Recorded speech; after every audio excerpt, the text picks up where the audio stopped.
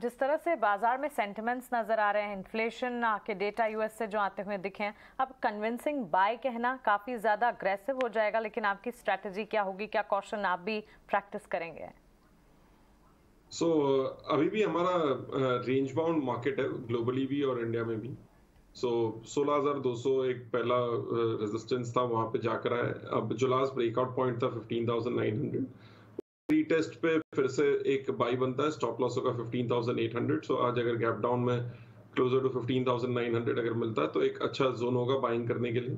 Similarly bank Nifty में भी 34,500 34,800 एक सिमिलर शॉर्ट टर्म सपोर्ट है। सो वहां पे भी एक बाय होगा बाउंस बैक के लिए, स्टॉप लॉस होगा 34,400। सो ओवरऑल मानना ये है कि यहाँ से एक बाउंस हो सकता है, और जब तक ये रेंज में है तो हमको रेंज के हिसाब से ट्रेड करना है। स्टॉक स्पेसिफिक जो रिकमेंडेशंस रहेंगे, सबसे पहले रहेगा एक बाय ऑन एक्सिस बैंक, जहाँ पे एक अच्छे डबल बॉटम और या मल्टीपल बॉटम्स बन चुके हैं 630 650 पे। वहां से स्लो एंड स्टेडी रिकवरी आया है, और गोइंग फॉरवर्ड 700 एक रेजिस्टेंस है, जिसके ऊपर अगर सस्टेन करता है तो एक रिवर्सल हो जाएगा। और यहाँ पे एक रिलेटिव आउट परफॉर्मेंस दिखाई दे रहा है बैंक्स के सामने। सो बाय होगा stop loss 668, target 720 short term में।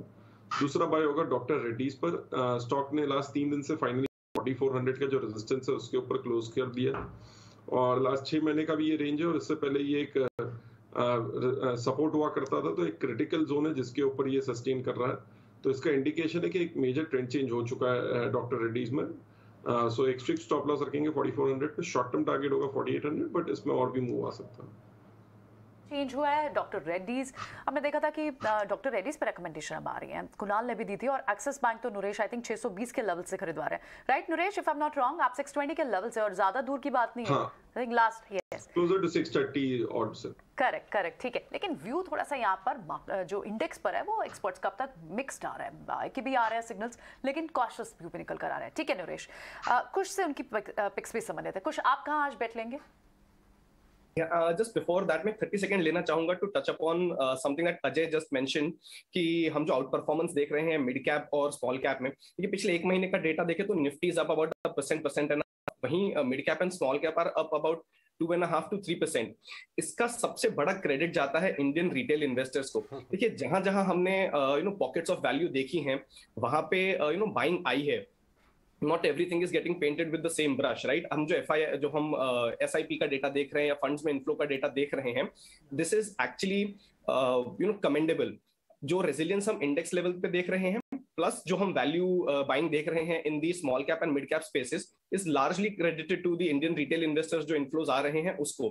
और जो हम सेलिंग देख रहे हैं या जो हम अंडर परफॉर्मेंस लार्ज कैप्स की देख रहे हैं ना, देखिए that is also due to the FII selling. सबसे ज्यादा होल्डिंग अगर हम कहीं देखते हैं FIIs की, that is on the large cap side, and that is playing out. जो ये FII सेलिंग है, that is translating into underperformance in large caps. So ये कपल ऑफ फैक्टर्स हैं जिसकी वजह से हम आउट परफॉर्मेंस देख रहे हैं, और हमारे कांस्टेंट रिकमेंडेशंस भी आ रहे हैं, हम स्टॉक भी डिस्कस कर रहे हैं, are largely into the mid cap and small cap space. That said, आज के मेरे 2 कॉल्स हैं। पहले KEI इंडस्ट्रीज, इस स्टॉक में हमने एक बहुत ही अच्छा आउट परफॉर्मेंस देखा है कंपेयर टू ओवरऑल मार्केट। इस स्टॉक ने कहीं भी कन्विंसिंगली 100-डे मूविंग एवरेज भी ब्रेक नहीं किया है, और अब ये जरा सा साइडवेज जा रहा है, but this is gearing up for its next leg of up move. 20-डे मूविंग एवरेज के आसपास सपोर्ट लेके स्टॉक अच्छे से ट्रेड कर रहा है। इंडिकेटर्स इसके न्यूट्रल टू पॉजिटिव टर्न हुए हैं। तो यहाँ हमें लग रहा है कि एक अपसाइड और फिर से रिज्यूम हो सकता है। यहाँ टारगेट होगा 1260 का, और जो स्टॉप लॉस है ये आप 1185 का लेके चल सकते हैं। जो मेरा दूसरा स्टॉक है, ये पिछले कुछ दिनों से मेरे रेडार पे आ रहा था, लेकिन कल इसने एक बहुत ही अच्छा ब्रेकआउट दिया है, अपने शॉर्ट टर्म एवरेजेस के ऊपर जाके खड़ा हो गया है। तो अब ये एक कन्विंसिंग बाय कॉल बनता है, वो है क्लीन साइंस एंड टेक। इस स्टॉक में अगर आप अभी करंटली एंटर करेंगे तो 1660 के टारगेट लेके चलिए, लेकिन अगर आप इसे पोजिशनली होल्ड करें तो 1750 के लेवल्स भी आप आने वाले कुछ महीनों में इसमें देख सकते हैं। यहाँ जो आपका स्टॉप लॉस है ये 1570 का लेके चलिए।